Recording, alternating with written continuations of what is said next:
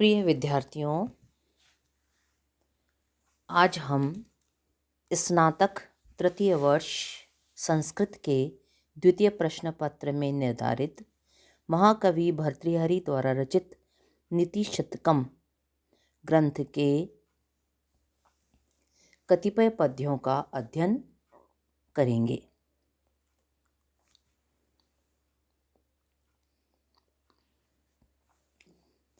विद्या नाम नरस्य रूपमधिकं प्रच्छन्नगुप्तं धनं विद्या भोगकरी यशः सुखकरी विद्या गुरूणां गुरुः।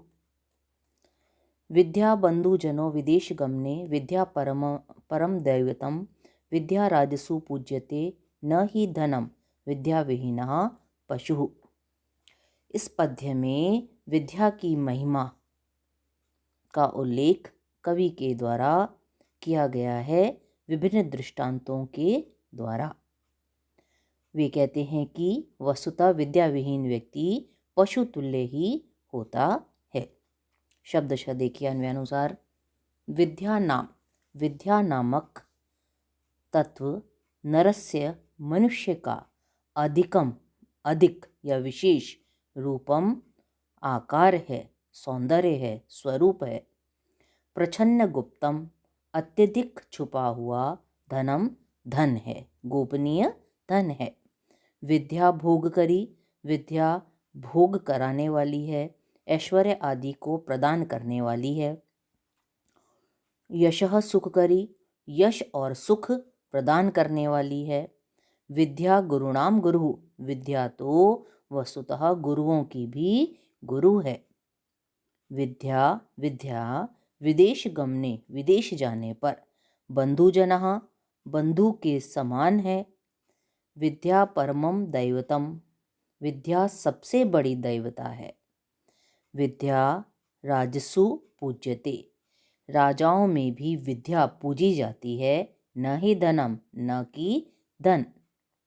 विद्या विहीनः, विद्या से रहित प्राणी पशु ही है। कवि कहते हैं कि विद्या से ही मनुष्य की शोभा होती है। विद्या रूपी धन सदा मनुष्य के हृदय में गूढ़ रूप में स्थायी रूपेण विद्यमान रहता है। इससे ही व्यक्ति सम्मान, सुख, भोग आदि प्राप्त करता है। विदेश में विद्या आजीविका प्रदान करने वाली है। राजाओं के द्वारा भी विद्वान का ही सम्मान होता है। इसलिए विद्या अत्यधिक या सर्वाधिक महत्वपूर्ण है। इस विद्या से रहित व्यक्ति वस्तुतः पशु सदृश ही है।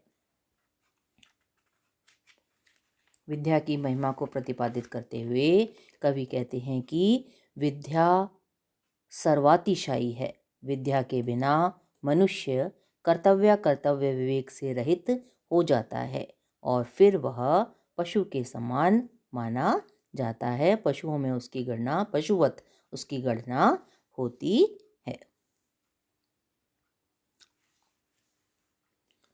अगला पद्य देखिए। दाक्षिण्यम स्वजने दया परिजने, शाट्यम सदा दुर्जने, प्रीति साधुजने, नयो नृपजने, विद्वज्जने चार्जवम। शौर्यम शत्रुजने, क्षमा गुरुजने, नारी जने धृष्टता, ये च एवं पुरुषः कलासु कुशलः, तेषु एव लोक स्थिति। इसमें कवि कहते हैं कि सांसारिक जीवन में अनेक लोगों के साथ हमें जीवन व्यतीत करना होता है। भिन्न भिन्न व्यक्तियों के साथ भिन्न भिन्न प्रकार का व्यवहार करना पड़ता है।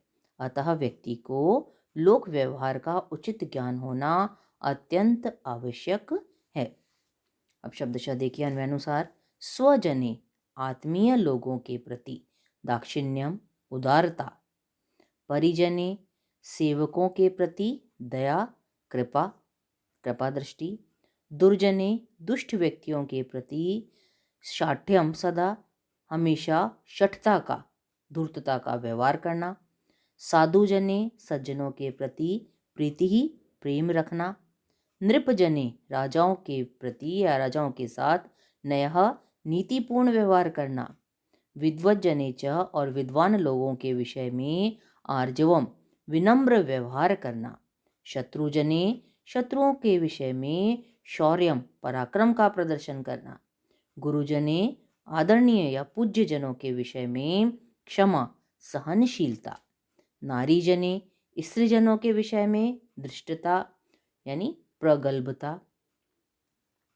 ये पुरुषः, जो पुरुष एवं इस प्रकार की कलासु कलाओं में कुशलः निपुण होते हैं, तेषु एव उन्हीं लोगों पर, उन्हीं पुरुषों पर लोक स्थिति, यह इस संसार की स्थिति है, यह संसार टिका हुआ है।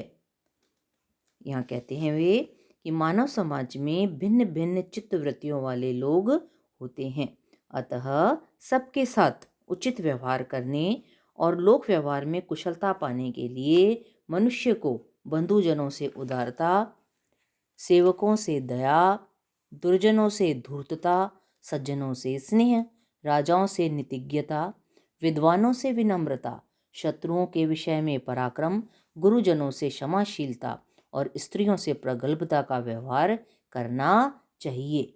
इन गुणों को धारण करने वाले लोग ही लोक मर्यादा की रक्षा कर पाते हैं, जीवन में सफल हो पाते हैं। इस प्रकार लोक व्यवहार में कुशल व्यक्ति ही इस संसार में मर्यादा पूर्वक रह सकते हैं। सभी को इस प्रकार के लोक व्यवहार का ज्ञान होना ही चाहिए। अगला देखिए, जयंती ते सुकृतिनः रससिद्धः कवीश्वरः, न अस्ति येषां यशः कायि जरा मरणजम भयम। इसमें कवि ने श्रेष्ठ व्यक्तियों की, महाकवियों का जो चरित्र है उसे लोकोत्तर महिमा से मंडित किया है। वे उनकी महिमा का वर्णन करते हुए कहते हैं कि सुकृतिनः, पुण्य आत्मा वाले, रस सिद्धा, रसों को सिद्ध करने वाले, श्रृंगार आदि रसों को सिद्ध करने वाले, ते वे कवीश्वरः, श्रेष्ठ कवि, जयंती सर्वश्रेष्ठ हैं, उनकी जय हो, ये शाम जिनके यशः काये यश रूपी शरीर में जरा मरणजम, जरा वृद्धावस्था से, और मरणजम और मृत्युजन्य, जन्म जम यानी उत्पन्न, मृत्यु से उत्पन्न, भयम नास्ति, भय नहीं है। रस सिद्ध यानी सुकृतिनः, श्रेष्ठ कृतियों की रचना करने वाले पुण्यात्मा जन, पुण्यात्मा लोग, श्रृंगार आदि रसों को सिद्ध करने में पटु, वे कवीश्वर सर्वश्रेष्ठ हैं, जिनके यश रूपी शरीर में वृद्धावस्था और मृत्यु से उत्पन्न होने वाला भय नहीं है।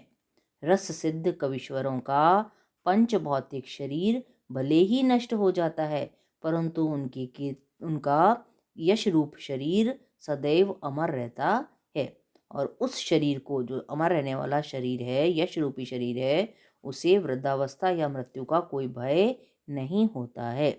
ऐसे कवीश्वर संसार में श्रेष्ठ या सर्वश्रेष्ठ माने गए हैं।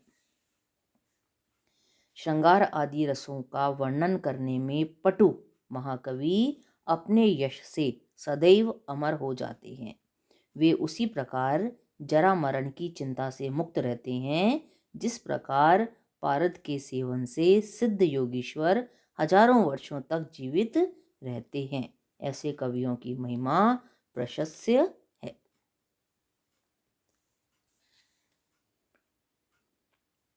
अगला पद्य देखिए, जाड्यम धियोहर्ति सिंचति वाची सत्यम, मान औन्नतिम दिशति पापम अपाकरोति, चेतः प्रसादयति दीक्षु तनोति कीर्तिम, सत्संगति कथय किम न करोति पुंसा। यहाँ सत्संगति, सज्जनों के संसर्ग की महिमा का वर्णन किया गया है। सत्संगति में विभिन्न गुण और विशेषताएं होती हैं। सत्संगति से ही व्यक्ति का कल्याण होता है। अब शब्द छह देखिए अन्वय अनुसार, सत्संगति ही सज्जनों का संसर्ग, पुंसाम पुरुषों के, धीयः बुद्धि की जाड्यम जड़ता को, निश्चेष्टता को हरती, नष्ट करता है, उसका हरण करता है। वाची वाणी में सत्यम सिंचती, सत्य को सिंचता है, वाणी को सत्य से युक्त करता है। मानोन्नतिम दिशती, सम्मान की वृद्धि को दिखलाता है, देता है, सम्मान में उत्तरोत्तर वृद्धि करता है। पापम अपकरोति, और पाप को दूर कर देता है, मानसिक कलुषता को जो दूर कर देता है। चेतः प्रसादयति, चित्त को प्रसन्न करता है, हृदय को प्रसन्न करता है, आह्लादित कर देता है।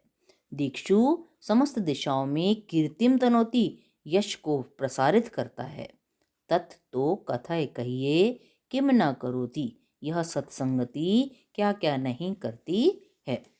वस्तुतः सत्संगति से मनुष्य की बुद्धि बहुत तीव्र हो जाती है, सत्य भाषण और सत्याचरण में उसकी प्रवृत्ति हो जाती है। सत्संगति से मनुष्य मान सम्मान और उन्नति को प्राप्त करता है, उसके पाप दूर हो जाते हैं, उसकी मानसिक कलुषता समाप्त हो जाती है, उसका चित्त या अंतःकरण आह्लादित हो जाता है। यह सत्संगति सब ओर व्यक्ति के यश का प्रसार करती है। वस्तुतः संत सत्संगति में समस्त गुणों का निवास होने के कारण यह मनुष्य के जीवन को सफल बना देती है।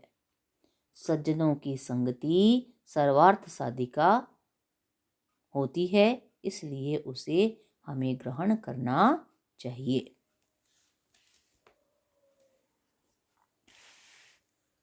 आज के लिए इतना ही। आप इसको अच्छी तरह से कंठस्थ करिएगा, समझिएगा।